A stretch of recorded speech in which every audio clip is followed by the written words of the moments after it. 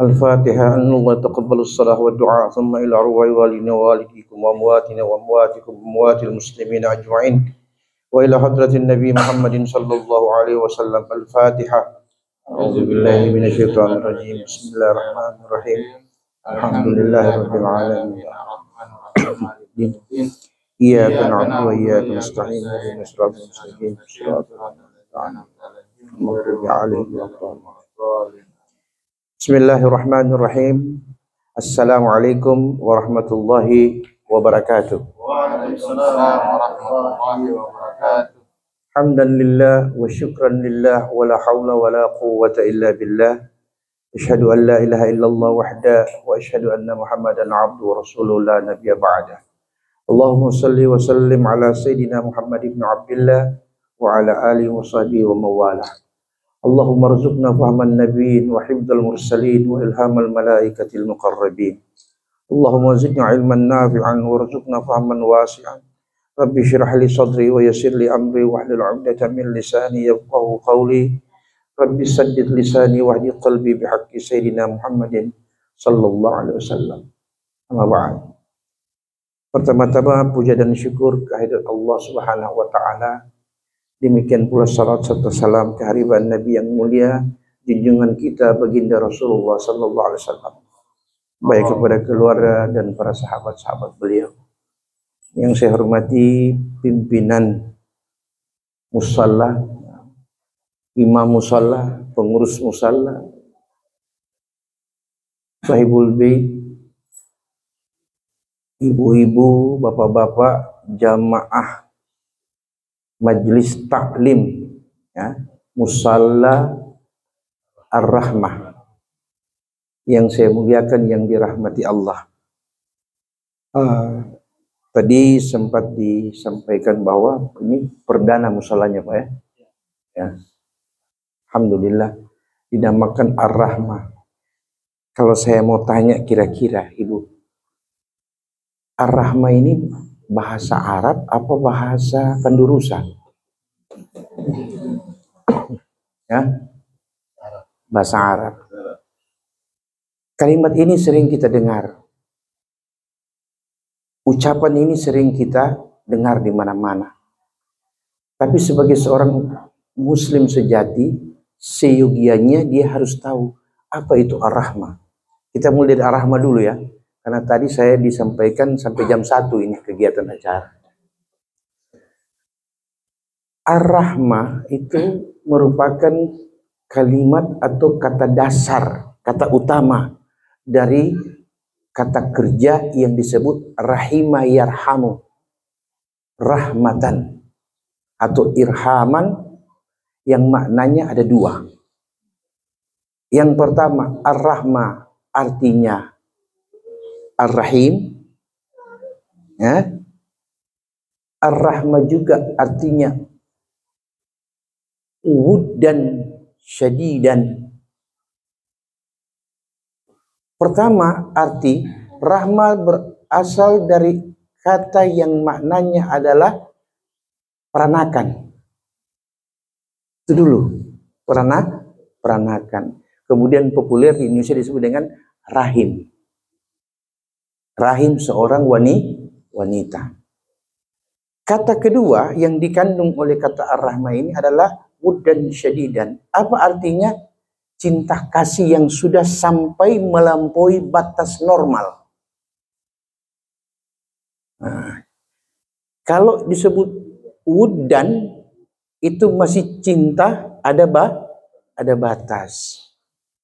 Tapi kalau Ar-Rahmah bimakna Ar-Rahim itu artinya cinta yang sudah bisa melampaui batas normal, dalam arti bukan abnormal. Bisa dipahami ini? Mari kita lihat. Yang pertama Ar-Rahim, peranakan. Kira-kira ibu-ibu, maaf Bu ya, sewaktu hamil-hamil lalu itu, kira-kira ibu-ibu bisa tahu enggak yang dikandung ini kepala lingkungan apa RI1? Hah? Nggak ada yang tahu kan? Nggak ada yang tahu. Kira-kira waktu hamil-hamil sebelumnya ada enggak di benaknya kalau nanti lahir sempurna, saya kasih cinta is the best, number one in the world. Oke? Tapi kalau yang lahir ini nggak sesuai harapan, udahlah diserahkan ke tetangga yang ngurus. Ada begitu? Sebaik apapun anak yang dikandung seorang wanita dalam rahimnya, dan seburuk apapun keadaan fisiknya anak yang akan lahir, cinta ibu tidak akan pernah berubah kepada janin yang keluar dari rahimnya. Melampaui tidak batas cinta kasihnya? Melampaui tidak? Melampaui.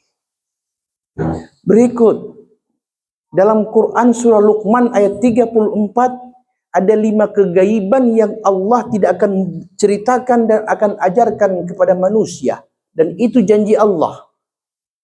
Ayat berapa, Pak? 34 Quran surah Luqman. Apa bunyi ayatnya? Allah mengatakan, wallahu indahu ilmu sa'ah wa yunazzilul gaith wa ya'lamu ma fil arham. Oke. Wa ma tadri nafsum bi ayyi ardin tamut wa ma tadri nafsum madza taksibu gada. 5. Dan hanya di sisi Allah lah pengetahuan tentang turunnya hujan. Turunnya hujan. Di sisi Allah pula pengetahuan tentang apa? Apa yang di dalam rahim seorang ibu. Ya. 3. Tidak seorang pun yang tahu agenda apa besok yang akan dia lakukan dan apa yang akan terjadi di hari esok. 3. Dan tidak ada yang tahu pula kecuali hanya Allah yang tahu tentang kapan datangnya kiamat. Oke. Yang kelima, dan tidak ada satupun manusia yang diberitahu oleh Allah di bumi mana dia akan dimatikan. Pak Ustadz, pagi ini agenda kita ini baru perdana. Kenapa sudah sampai pada mati-mati?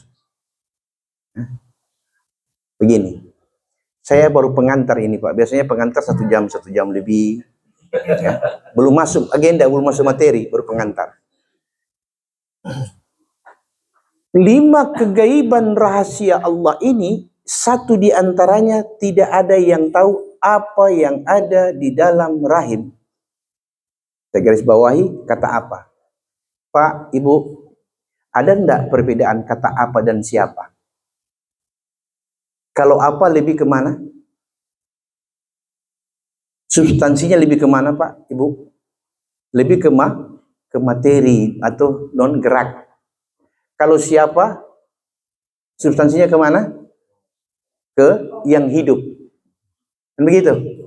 Ternyata Quran surah Luqman ayat 34 Allah menggunakan jargon kata itu dengan kata ma fil arham, apa yang di dalam rahim.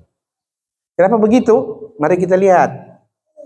Ada enggak manusia hari ini yang bisa pastikan kira-kira tanggal berapa, tahun berapa, bulan berapa, hari ke berapa kiamat terjadi? Peramal banyak yang memprediksi. Tapi pastinya kan kita aman-aman saja sampai hari ini. Oke. Yang kedua, ada enggak yang bisa prediksi hujan? Ada Ustadz BMKG. Ya, bisa boleh tanya sama BMKG, kira-kira berapa galon air mau turun dari atas. Kalau rahasia ini Allah ajarkan, tidak akan pernah ada banjir bandang terjadi di muka bumi, karena pasti manusia akan antisipasi. Jadi Allah tidak ajarkan berapa jumlah air akan turun dari langit. Itu yang dimaksud oleh ayat tadi. Bukan kapan dan di mana. Jadi dalam hal ini di luar batas kemampuan teknologi manusia. Berikut, Allah juga tidak mengajarkan kepada manusia, walaupun yang mengandung itu seorang ibu, darah dagingnya. Apa? Yaitu apa yang ada di dalam rahimnya. Berarti yang dimaksud oleh Allah bukan apa yang dipahami oleh USG, bahwa yang lahir ini laki-laki, yang akan datang perempuan. Bahkan sudah ada 3 dimensi, 5 dimensi sekarang, kalau tidak salah. Tapi yang pasti, tidak ada satupun alat di muka bumi ini yang bisa mendeteksi ini kepala lingkungan apa RI1. Kata apa? Bukan siapa. Bisa dipahami nih? Ini yang tidak Allah ajarkan kepada kita manusia. Kemudian tidak ada satu manusia yang tahu usaha apa yang akan dia dapati di hari esok. Kita bisa buat agenda, kita bisa buat schedule, tapi yang pasti dan yang jelas apa yang akan terjadi besoknya sesuai schedule biasanya meleset. Tidak usah jauh-jauh. Saya tadi malam bawa ponakan yang sudah 7 tahun menikah, baru hamil 2 bulan. Tahu-tahu sudah mau keluar tandanya, bingung, larilah ke rumah sakit sampai jam berapa tadi malam. Pulangnya sudah subuh, jam 6 saya dengar berita biasa, Iran, Israel, nonton, tertidur, makanya sudah lewat jam tadi. Nah, ini maksudnya adalah bahwa rahimnya seorang ibu, tempat dia mengandung, pusat daripada cinta dan kasih sayangnya yang dia berikan, yang tidak pernah dia berikan kepada makhluk selain anaknya. Toh asli tidak diberitahu Allah yang engkau kandung seorang pemimpin atau yang akan dipimpin. Betul tidak?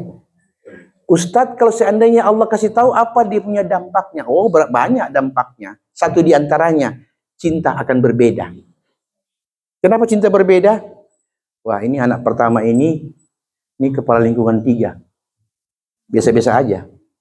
Anak kedua, waduh ini RI 1. Ada perlakuan khusus tidak? Manusia. Allah tidak beritahu. Sehingga yang kepala lingkungan dengan yang RI 1 dapat perlakuan cinta yang sama dari ibunya. Ini hikmah. Bisa dipaham, Bu? Berikut. Yang keberapa tadi itu? 3 ya. Yang keempat tentang di bumi mana engkau akan dimatikan. Wa ma tadri nafsum bi ayyi ardhin tamut. Tidak ada yang tahu di bumi mana engkau akan dimatikan. Artinya, kalau Allah kasih tahu bahwa kamu nanti entah itu tahun berapa, kamu nanti akan mati, ya, di sini. Allah tidak kasih tahu. Kenapa Allah tidak kasih tahu? Karena itu rahasia yang memang Allah tidak akan ajarkan kepada manusia sampai hari kiamat. Tapi kan Pak Ustadz, ada kakek saya. Sebelum meninggal, dia berpesan, nah nanti kalau kakek ini sudah sakit-sakit atau sudah berat, tolong bawa pulang kampung. Kakek mau mati di kampung. Ternyata betul. Waktu bawa pulang kampung gak lama kakek meninggal. Nah kan begini, kalau begini kan berarti manusia bisa tahu di bumi mana dia akan dimatikan. Oke, katakanlah seperti itu. Setelah kakeknya sudah tiba di rumah, di kampung halaman yang dimaksud, tanya sama kakek, kakek mau mati di dalam kamar apa di depan rumah? Atau di ruang tamu? Pasti tidak akan ada yang tahu. Kakek bilang sudah, yang penting sudah di rumah. Mau di teras, mau di mana, I'm cross the way, itu up to you. Kan begitu. Hikmahnya adalah dalam hadis Nabi SAW, apa Nabi katakan? Idza aradallah bigabdir ruh abdah, apabila Allah berkehendak ingin mengambil ruhnya seorang hambanya, faja'ala lahu bi ardin ilaihi hajah, maka Allah akan jadikan dalam hatinya tiba-tiba ada suatu hajat, dia berpindah dari satu tempat ke tempat yang dimaksud. Kadang-kadang kita duduk-duduk, tiba-tiba ada satu orang keluar, hitungan 5 menit, ditabrak mobil di depan. Lu ada bagus-bagus duduk di sini, kok nggak tahu kenapa dia keluar. Kan begitu. Ini contoh ya. Ternyata waktu sedang mengikuti majelis, tiba-tiba dia ingat mobilnya parkir di depan, kunci mobilnya belum dicabut. Faktor lupa itulah sebagai asbab, sebagai hajat di mana dia harus keluar tanpa kompromi dengan orang sekitarnya. Keluar, disitulah ajalnya, malaikat menunggu dia. Ini Allah tidak ajarkan rahasia ini. Kemudian Bapak Ibu jamaah yang saya muliakan, yang dirahmati Allah, hal-hal pertama yang disampaikan tadi, kita tidak akan mungkin dapat informasi agama itu kecuali hanya pada 3 sumber. Pertama, harus ada guru agama yang memang mumpuni dalam bidang agama sebagai sumber referensi dan rujukan kita ketika ingin mengetahui dan ingin belajar tentang agama. Kalau orang-orang seperti ini tidak ada, pasti ada buku sebagai bacaan. Kalau bukunya juga tidak ada, berarti ada majelis taklim. Betul tidak? Kalau masuk pondok pesantren, masuk madrasah, oke, itu pakai batas umur apa tidak? Pakai ya. Pakai ijazah pengantar tidak untuk mendaftar? Sesuai jenjang ya. Kalau seandainya mau masuk perguruan tinggi, sama kan? Oke. Semua ada aturan yang dipakai kecuali majlis taklim. Majlis taklim tempat kita belajar agama tidak perlu pakai standar umur. Ya, yang rambut sedikit dengan yang rambut tebal boleh masuk. Yang rambut hitam berkilau dengan rambut yang sudah keputih-putihan boleh masuk bergabung. Itulah majlis taklim yang tidak memakai standar umur, yang dia pakai cuma satu, standar keinginan untuk belajar agama. Oke. Pernah dengar tidak? Ada hadis Nabi yang diriwayatkan oleh Imam Muslim, hadis sahih. Nabi mengatakan, "Man ja'ahu ajaluhu wa huwa yatlubul ilm." Barang siapa yang di suatu tempat di mana ada majelis ta'lim, kemudian tiba-tiba datang ajalnya di tempat itu, dan dia diwafatkan oleh Allah di tempat di mana dia sedang wa huwa yatlubul ilm, sedang mendengar, memahami ilmu tentang agama Allah, maka apa kata Nabi? Faja'ala lahu, Allah akan jadikan kematian itu pada dirinya kematian hanya satu tingkat dengan derajat kenabian. Itu hadis sahih loh. Sekarang Quran yang tidak usah dibantah soal sahihnya, sudah pasti. Quran Allah berfirman, "Wa may yuti'illaha wa rasulah fa ulaika ma'allah alaihim minan nabiyyin wasiddiqin wasyuhada wassalihin wa hasuna ulaika rafiqa." Barang siapa yang taat kepada Allah dan Rasulnya, itulah mereka akan bersama-sama, kata Allah, diberi nikmat, akan bersama-sama para nabi, para rasul, syuhada, dan orang-orang saleh. Bayangkan Pak, sholat kita pas-pasan. Kalau dipaskan, kadang-kadang lebih banyak kurang. Nah, ibadah kita tergantung. Oke, apalagi tahajud dan duhanya. Kan begitu? Katakan kita semua berada di bawah garis standar normal perintah agama. Tapi ada niat untuk taat kepada Allah dan Rasulnya. Niat inilah, kata Allah, akan membuktikan bahwa nikmat yang akan kau terima kelak nanti, kedudukanmu akan dipandang sama dengan para nabi, rasul, syuhada, siddiq. Karena mereka itulah sebaik-baik kawanmu dari dunia hingga akhirat.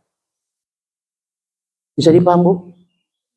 Jadi kita tidak usah terlalu berpikir, wah saya punya ibadah ini harus betul-betul is the best, number one in the world. Gak usah betul-betul sesuai kemampuan. Bahkan Pak, Ibu, informasi terakhir yang kita dapati dari pelajaran agama, bahwa satu rakaatnya umat akhir zaman sebanding dengan 50 rakaatnya para sahabat Nabi. Satu rakaat kita loh, sebanding dengan 50 rakaat salatnya sahabat Nabi.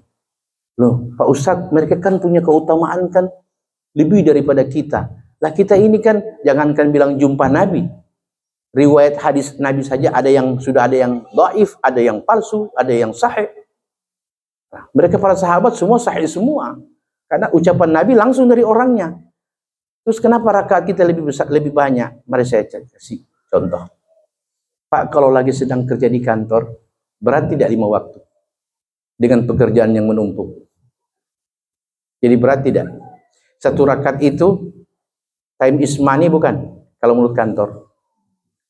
Nah, kan begitu. Belum lagi kalau ibu-ibu. Lagi terjebak macet di tengah-tengah keinginan dan hajat. Antara apa? Antara Giant dengan mall. Itu antara keinginan dan hajat. Kira-kira sholat 5 waktu masih jadi perhatian? Berat tidak? Atau tidak usah jauh-jauh lah Bu. Di waktu sedang lagi kenduri, lagi acara pesta.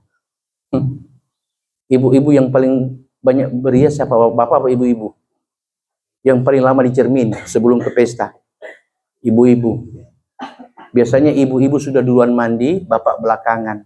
Tapi waktu mau keluar, bapak duluan, ibu yang ditunggu. Ini kasus sering terjadi di luar sana. Nah, yang di luar sana, mereka perbedaan laki-laki dan perempuan ketika bangun dari tidurnya, yang paling jelas adalah yang laki-laki ketika keluar bangun dari tidur, toilet jadi target. Toilet.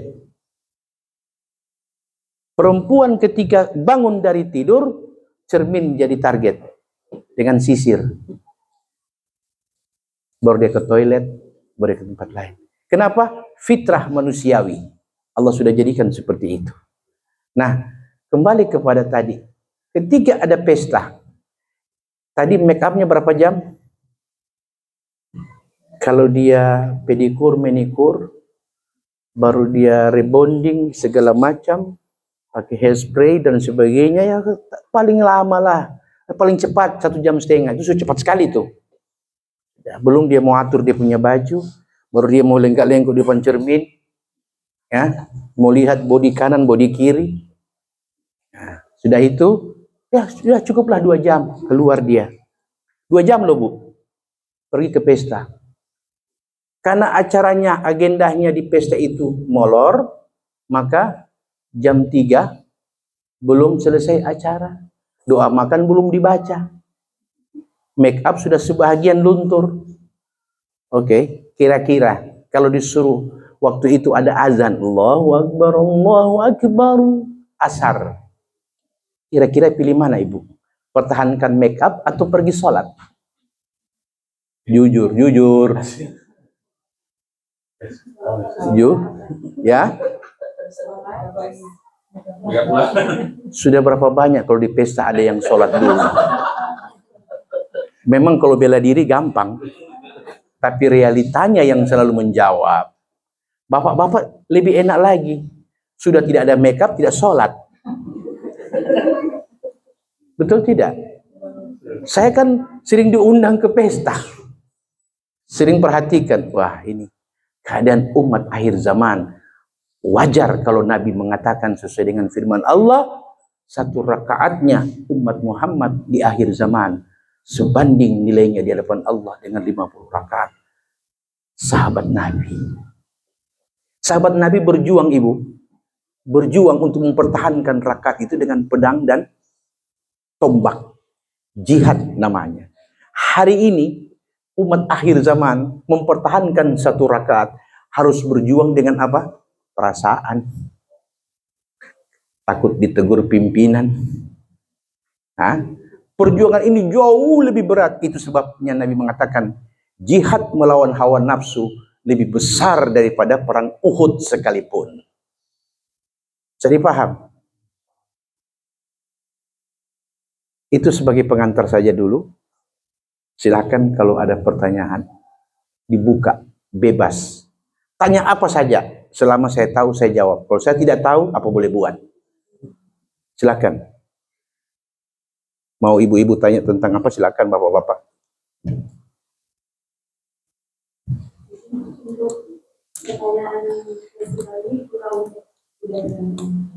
Bagaimana? Boleh.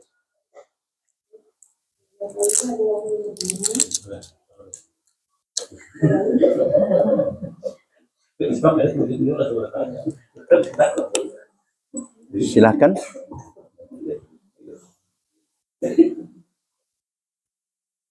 Kalau tidak ada pertanyaan kita pulang. Jauh-jauh datang kemari. Ya, kenapa? Ditunjuk. Nah kalau ditunjuk tidak ada pertanyaan mau diam. Saya tanya, tanya saja Pak Ustadz. Saya contoh ini pertanyaan Pak Ustadz. Saya ini istri di rumah. Taat suami itu perintah agama. Tapi waktu sholat subuh, waktu suami dikasih bangun, suami cuma bilang, ibu aja, mama aja duluan, nanti bapak menyusul. Itu bagaimana hukumnya? Ya begitu-begitu yang sehari-hari. Nggak usah berpikir pertanyaan yang nggak pernah terpikir. Silakan. Nggak apa-apa. Ini aja. Assalamualaikum warahmatullahi wabarakatuh. Waalaikumsalam warahmatullahi wabarakatuh. Ya. Terkait dengan hal-hal yang berkaitan dulu, di mana kita tahu di Indonesia ini kita bermazhab ke mayoritas Syafi'i, non-Syafi'i. Nah, di situ bukan menyatakan bahwa wudu bersentuhan dengan istri itu batal. Tidak ada lagi kecuali mazhab yang lain masing-masing istri. Tapi kalau Syafi'i menyatakan batal. Nah sekarang kita kalau mau tidur itu kan dianjurkan untuk berwudu ataupun kita mau keluar dari rumah itu berwudu. Nah sekarang kalau mau tidur yang dianjurkan berwudu. Sekarang saya berpelukan dengan istri. Berarti sudah batal kita punya wudu. Kemudian kalau kita mau keluar rumah, misalnya pegang tangan sama istri, sudah pasti batal wudunya. Mohon penjelasan. Terima kasih. Assalamualaikum warahmatullahi wabarakatuh. Waalaikumsalam. Ini pertanyaan yang gampang sekali untuk diucapkan, susah sekali untuk dijawab.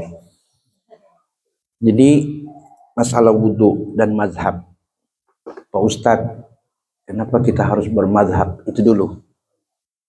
Mazhab ini bikin kita berbeda-beda, Pak Ustadz. Ada yang bilang sah, ada yang bilang tidak.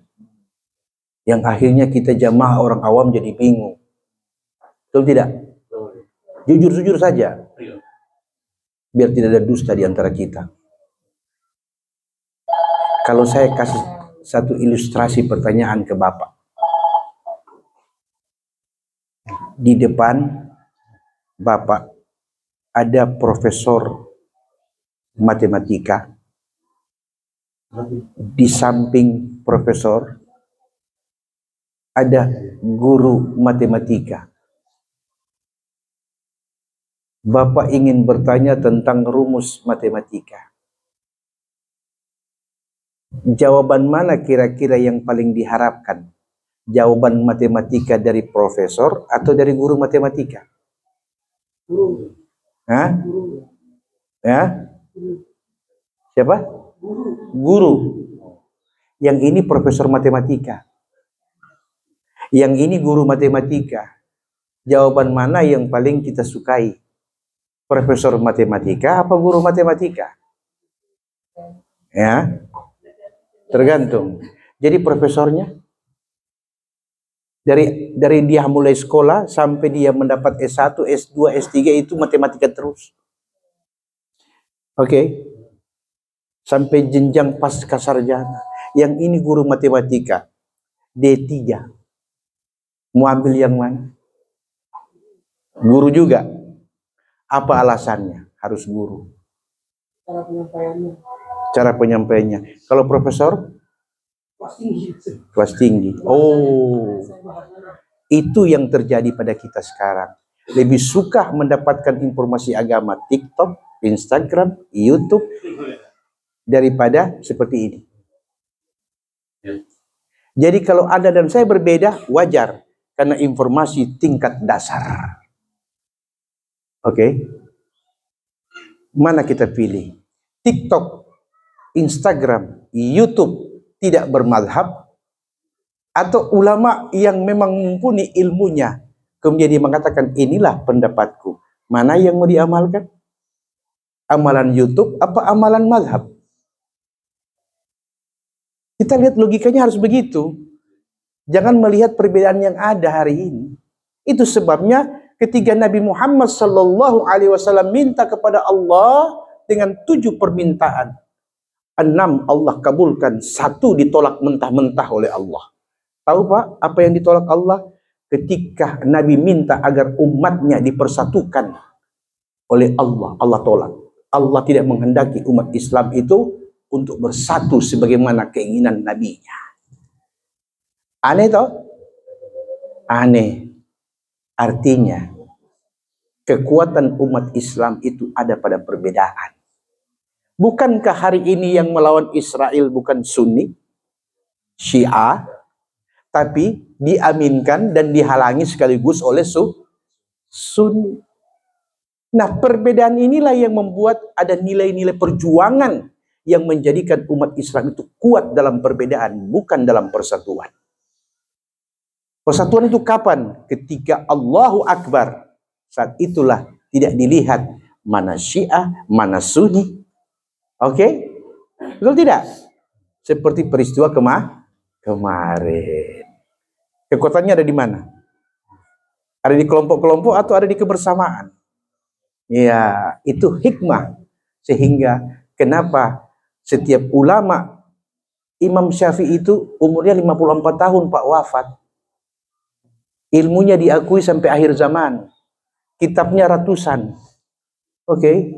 Dari kitab hadis sampai kitab tafsir. Dari kitab hukum Islam sampai kitab sejarah. Imam Syafi'i punya tulisan tentang itu. Kira-kira mau pakai Imam Syafi'i atau mau pakai YouTube?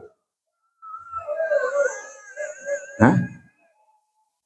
Tentu kita akan katakan, wah tidak bisa kalau YouTube. Karena YouTube berdasarkan cuplikan. Oke? Cuplik.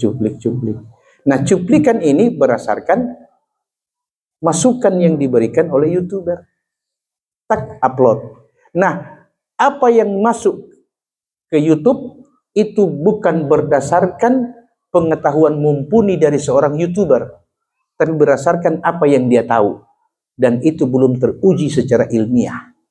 Beda dengan buku-buku seperti ini, mempunyai standar ilmiah, mempunyai gaya dan tulisan yang melahirkan orang yang membacanya bertambah wawasannya, bertambah pengetahuannya.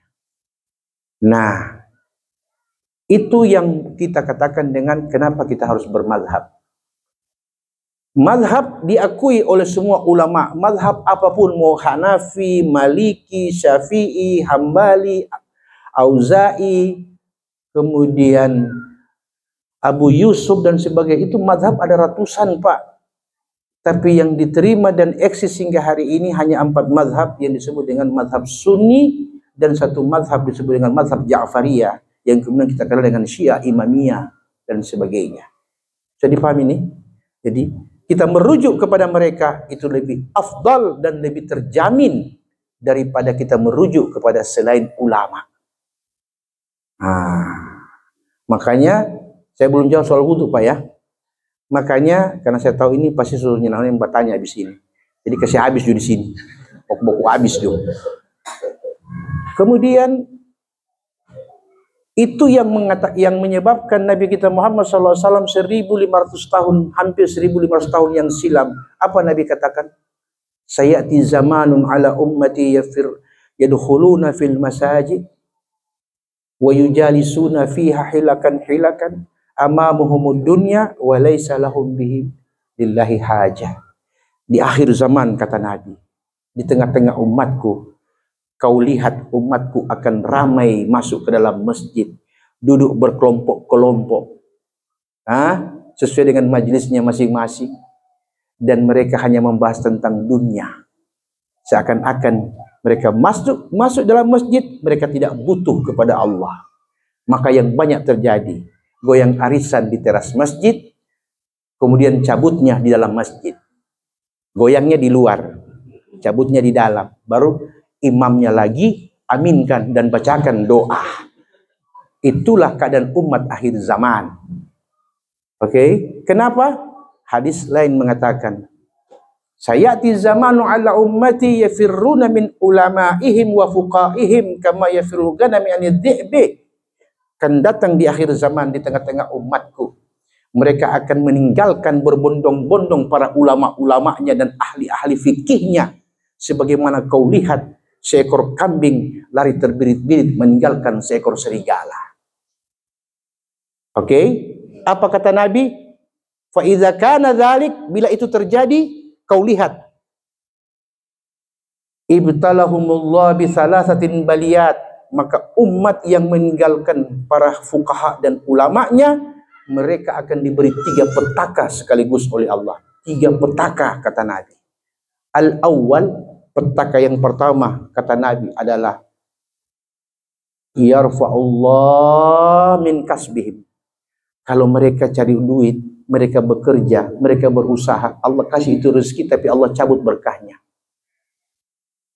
Dari mana Ustaz kita tahu bahwa ada uang tidak ada berkah? Gampang. Ada tidak gaji yang 15 juta tapi ada kredit?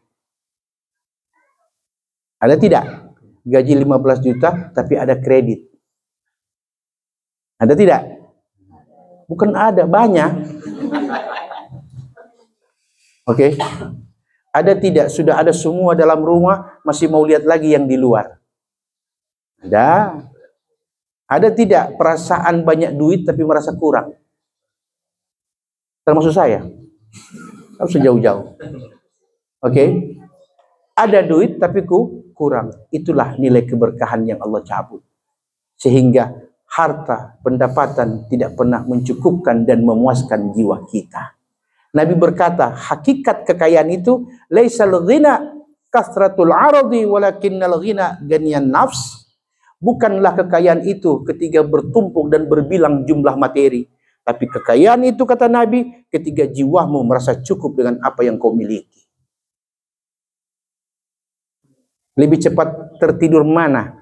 Yang ada kredit dengan yang tidak ada kredit waktu mau tidur? Jawab. Oke. Tergantung. Tidak usah pakai tergantung. So pasti dia tergantung itu. Oke. Nilai-nilai seperti ini. Jadi bukan masalah kreditnya, Bu, Pak. Bukan. Masalah rasa tidak puasnya. Itulah yang Allah cabut dari hatinya. Oke. Makanya jangan heran, Pak, Bu, minta maaf. 2025 itu pendaftaran ibadah haji. Ini yang saya katakan subhanallah. Kenapa? Ada yang punya uang triliun. Kalau zaman kita dulu, orang kaya disebut jutawan.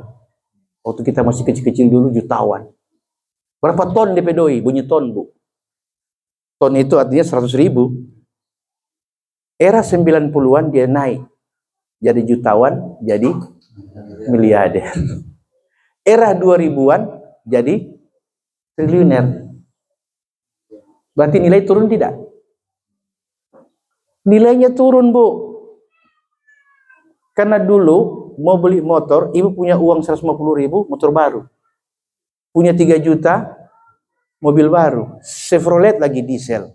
Saya ingat waktu itu karena tetangga ada beli. Jadi paham? Ya? Sekarang kira-kira 3 juta bisa beli apa? Sepeda. Ya?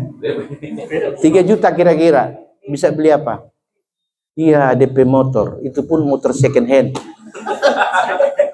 Kalau mau lunas, oke? Nilainya berkurang. Jumlahnya bertambah, nilainya berkurang. Itulah satu bentuk bahwa umat yang meninggalkan ulama-ulamanya tidak mau belajar di majlis ta'lim atau di madrasah, Allah cabut keberkahan dari apa yang mereka usahakan. Sehingga yang mereka rasa mereka materinya berlimpah, tapi ketenangan hati dan jiwa tidak akan mereka dapati. Karena agama tidak menuntun hidupnya.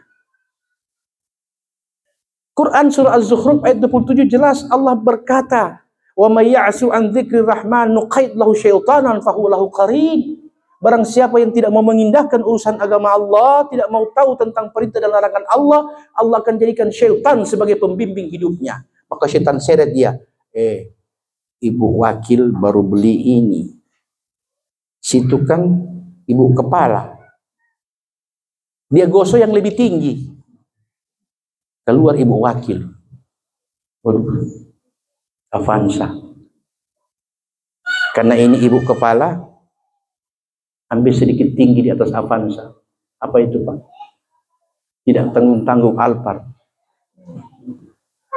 Tapi kredit 22 tahun baru habis. Hanya sekedar ingin melawan hawa nafsu. Itu yang pertama. Yang kedua, kata Nabi, umat yang meninggalkan ulamanya, tidak mau belajar dan tidak mau tahu tentang urusan agama Allah, maka Allah akan jadikan kesulitan itu makin bertambah, bukan berkurang. Bukankah kita dari satu masalah muncul masalah berikut? Jangan pakai prinsip seperti yang ada di satu perusahaan, mengatasi masalah tanpa masalah. Saya tidak bilang ya, bapak-bapak yang bilang. Ya, bisa dipahami nih. Yang terakhir, yakhrujuna minad dunya bighairi iman. Mereka akan Allah matikan dalam keadaan keluar dari iman saat mati. Makanya coba lihat, kebanyakan orang kalau agamanya bagus, walaupun tidak perfect, tidak sempurna, biasanya dia wafat dalam keadaan tenang. Tapi kebanyakan, maaf ya, kita berlindung kepada Allah dari apa yang sudah terjadi. Yang kebanyakan mati. Betul tidak? Ada lagi sementara lagi goyang-goyang, puff, jatuh. Ada lagi sementara bicara, puff, mati. Kematian mendadak tanda akhir zaman, kata Quran dan kata Nabi. Oke. Wan nazi'ati gharqa wan nasyitati nashta was sabihati sabha. Demi malaikat yang mencabut roh dengan cepat dan demi malaikat yang mencabut roh dengan cepat. Quran bersumpah dengan itu. Maka Nabi mengatakan tanda akhir zaman, kematian fujaah, istilah Nabi, akan sering terjadi, kematian mendadak. Jadi syarat mati tidak harus tua, Pak.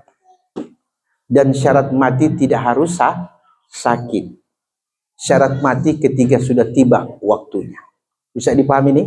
Oke. Terakhir mengenai wudhu. Terakhir ini. Tenang. Masih panas itu yang di luar. Kalau sudah dingin, kalau sudah dingin, senang Bapak kalau ada begitu anak perempuan.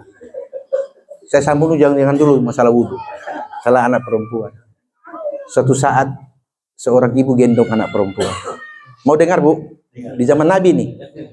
Seorang ibu. Namanya ibu senang bila ada orang-orang saleh, apalagi Nabi ini. Oke. Mau minta berkahnya atau minta kepada Nabi supaya didoakan. Tapi karena begitu banyak pertanyaan dari sahabat, ibu ini cuma gendong-gendong begini anaknya, Pak. Nabi lihat, Nabi mengatakan, "Hati ya ummah, kasih ke saya anak itu." Anak tadi, kasih. Nabi taruh di pangkuan, Pak, Bu. Baru hitungan 1, 2, 3 menit, tiba-tiba Nabi punya baju basah. Dikencingi oleh si bayi, si anak tadi, basah. Ibunya punya muka ini, semua jatuh di lantai. Lihat begitu, anaknya mengencingi baju Rasul yang mulia. Tiba-tiba ibu dengan perasaan malu ambil itu anak dari pangkuan Nabi, tapi Nabi rasakan ada sedikit tarikan keras. Nabi berkata kepada ibu tadi, "Ya ummah mahla, wahai ibu jangan. Inna hadza yutahhiru bil ma' wa ma yutahhiru hadzal qalbat tifli." Wahai ibu, jangan kau tarik dengan keras anak ini. Kalau cuma air kencing, air dapat mensucikannya. Tapi apa yang bisa membersihkan luka hati dan perasaan si bayi ini? Bisa paham? Saking begitunya Nabi memahami. Oke. Nah, kisah ini menunjukkan bahwa sebagai orang tua itu ada yang namanya anak perempuan, anak laki-laki. Kalau kurang doi, pergi ke anak laki-laki. Kalau kurang sehat, pergi ke anak perempuan. Kalau kurang dua-dua, innalillahi wa inna ilaihi raji'un. Jadi paham ini? Betul tidak? Kalau anak perempuan, orang tua kalau sakit, pergi saja Pak Rahmawati, Hasnawati. Iya toh? Kalau kurang doi, pergi Pak Jainuddin. Pergi Pak Mahmud. Kenapa? Karena anak laki-laki identik dengan nafkah. Anak perempuan identik dengan perawatan. Jadi terakhir, tenang Bu, tenang. Saya paham soal waktu. Terakhir Bu, Pak, masalah wudhu. Suami berwudhu, ingin memelihara dan menjaga wudhunya. Saya tanya dulu Pak, boleh tidak sholat tanpa wudhu? Kenapa tidak boleh Ibu? Kenapa tidak boleh sholat tanpa wudhu? Syarat apa? Syarat siapa? Syarat wajib. Ini tanda-tanda kurang majlis taklim. Karena dalam hukum Islam ada syarat sah, syarat wajib. Oke. Apa itu syarat sah? Tidak sah wudhunya seseorang kalau non-muslim. Oke. Kalau syarat wajib, yaitu apa? Harus ikuti aturan pakai air. Jadi paham? Nah itu perlu tahu. Ustadz, apa perbedaan antara wajib dan fardu? Nah saya tanya, coba. Ada ibu-ibu tahu? Apa perbedaan antara fardu dan wajib? Oh, yang gampang-gampang lah. Ustadz bertanya yang berat-berat. Yang gampang-gampang. Salat berjamaah sunnah apa fardu? Ya. Salat berjamaah sunnah apa fardu? Yakin? Sudah pasti?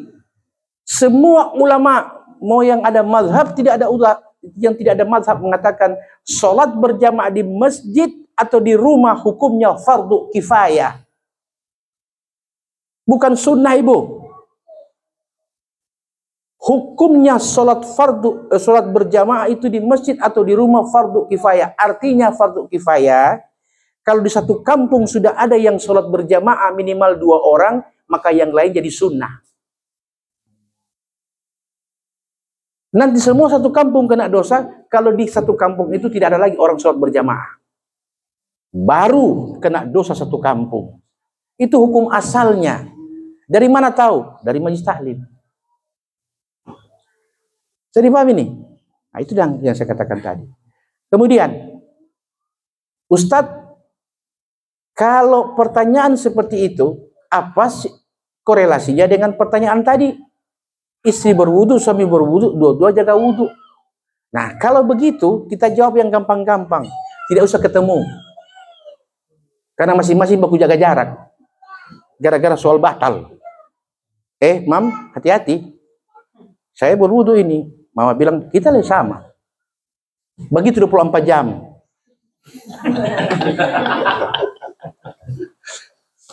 Siapa yang cari masalah? Jangan. Lihat. Jatuh atau apa? Jadi harus dilihat, Pak. Agama tidak pernah menyulitkan. Apalagi bikin susah. Berarti kita ini yang kadang-kadang melihat agama itu dengan cara berpikir yang sederhana, dengan tingkat pengetahuan yang sederhana, yang melahirkan pemikiran yang serba instan. Nah, instan itulah yang bikin kita merasa berat beragama. Nah, jadi kalau begitu, apa yang harus kita lakukan? Biar biar dia main. Tidak apa-apa, biar saya ada saingan. Kalau tidak saingan, tidak rame. Kemudian, karena orang tidak boleh sholat tanpa wudhu, sekarang saya balik. Boleh tidak orang wudhu tanpa sholat? Kenapa? Karena orang niat wudhu tidak mesti harus sholat. Jadi mana yang harus dijaga? Sholatnya apa wudhunya? Hah? Dua-duanya. Masa orang sholat tidak wudhu? Nah, ini majlis taklim. Ini majlis taklim. Pertanyaan yang dibolak-balik, tapi karena sering tidak pernah diajak di majlis taklim, jadi bingung. Wah, yang mana ini? Yang mana ini? Seperti orang Jawa, seperti pemain bola, kiper jaga gawang. Yang mana ini mau masuk bola mana? Jadi paham ini? Nah, jadi kita wudhu dengan apa niatnya? Ustadz, saya mau dengan niat bersuci. Tiba-tiba terjadi sentuhan tanpa disengaja. Maka sebagian ulama mengatakan tidak batal wudhunya. Karena niatnya berwudhu itu menjaga kesucian. Dengan catatan tidak disengaja. Tapi kalau gosok-gosok kunciong-ciong, itu sudah batal. Dapat lihat mama coba ganti. Ya toh, waduh, mama dapat lihat lagi nih pagi ini no. Kalau ada berwudhu. Karena ada hukum jaga jarak, mama bilang jaga jarak. Menyulitkan tidak? Menyulitkan. Jadi kita niat untuk wudhu. Sekarang Ustadz, ternyata ketika kita wudhu, kita tertidur. Batal tidak wudhunya? Wudhunya secara lahiriah batal. Tapi hukum niatnya jalan sampai dia berwudhu kembali. Jadi bedakan, Bu. Jadi yang dilihat di sini Allah itu wudhunya apa niatnya? Innamal a'mal binniyat. Innallaha yanzuru ila qulubikum wa a'malikum. Allah akan melihat apa yang di hatimu. Kemudian Allah melihat apa yang kau buat dengan apa yang ada di hatimu. Jadi paham? Kemudian terakhir, ini terakhir betul ini.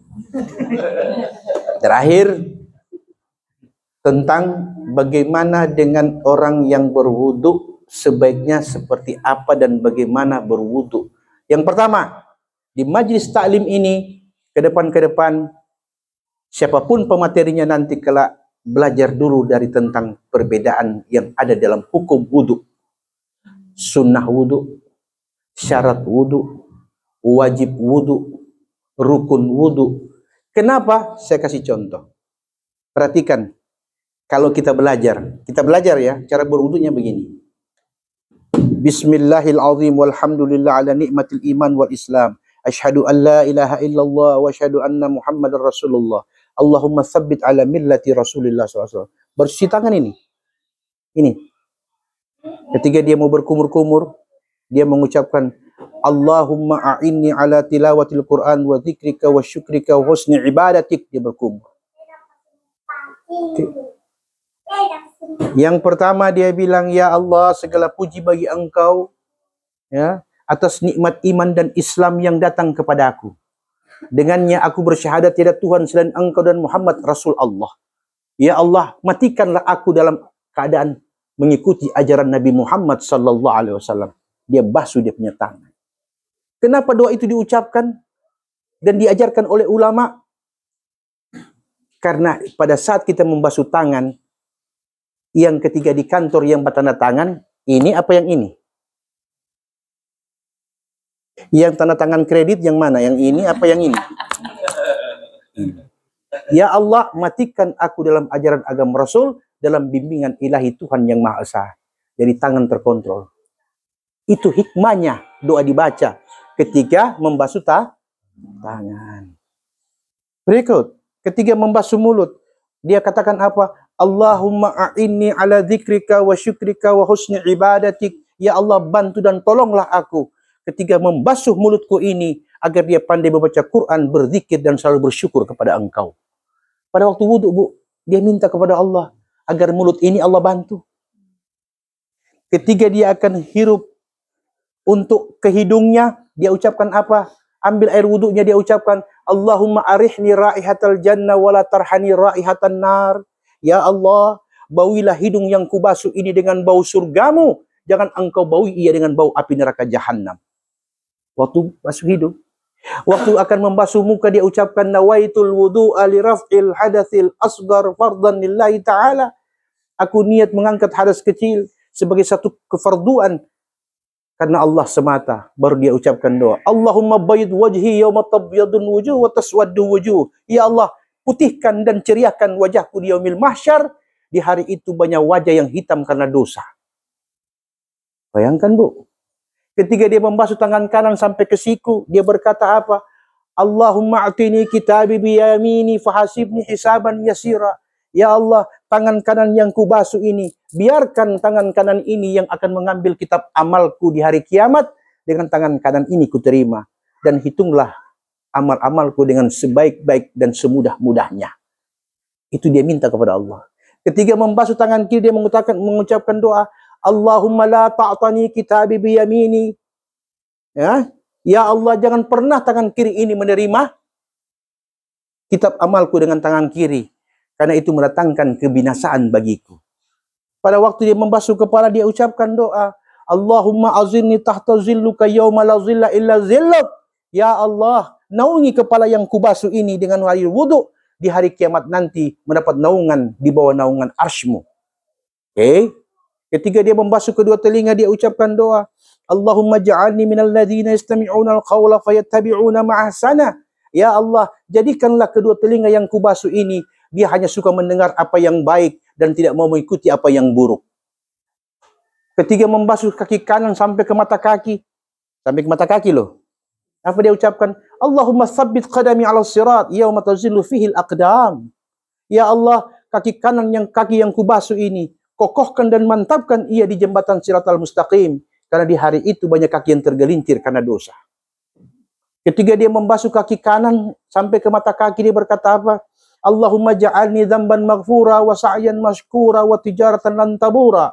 Ya Allah, jadikanlah kaki yang kubasuh ini, karena kaki inilah yang mengantarkan aku kepada dosa. Ampunilah dosa itu. Jadikan upaya yang dia upayakan oleh kedua kaki ini selalu mendatangkan rahmat dan kasih sayang-Mu. Bayangkan, Bu, kalau sudah seperti itu cara kita berwudu dengan tenang, khusyuk, kira-kira bagaimana takbirnya waktu sholat? Sudah terbimbing dengan kalimat-kalimat doa. Ketika wudunya sudah seperti itu, waktu dia takbir, dia merasa betul-betul dia berhadapan dengan Allah Tuhan semesta alam. Ininya enggak kebanyakan orang. Tanpa air wudu, coba kira. Kalau kemarin nggak datang, ada undangan. Dia anggap ini mau cuci tangan, mau makan. Ini wudhu. Jadi khusyuk itu, ketenangan di waktu sholat diawali pada waktu kita berwudhu, Pak.